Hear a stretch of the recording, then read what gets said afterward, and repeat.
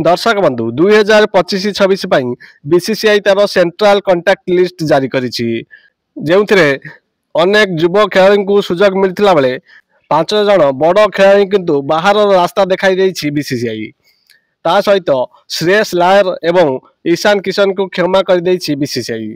आसंतु पूरा लिस्ट ऊपर नजर पकाइबा। टोटाल 34 जन को सुजोग मिलछि।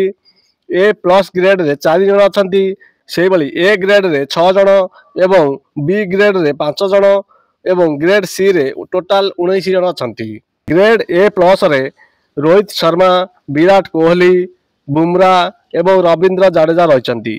से भली ग्रेड ए रे मोहम्मद सिराज, के राहुल, शुभमन गिल, हार्दिक पांड्या, मोहम्मद शामी एवं ऋषि पंत को रखा जाइछि।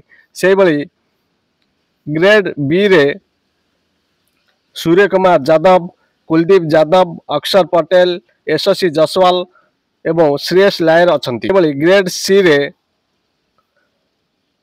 रिंकू सिंह, तिलक वर्मा, ऋतुराज गायकवाड़, शिवम दुबे, रवि बिशोई, वाशिंगटन सुंदर, मुकेश कुमार, संजू सैमसन, अर्शदीप सिंह, प्रसिद्ध कृष्णा, रजत पाटीदार, ध्रुव जुरेल, सरफराज खान, नितेश रेड्डी, ईशान किशन, अभिषेक शर्मा, आकाशदीप, हर्षित राणा, वरुण चक्रवर्ती 5 जण बड़ खेलाड़ी जहां को बाहर रास्ता देखाई बीसीसीआई। आसंतु तांको ऊपर नजर पकाइबा।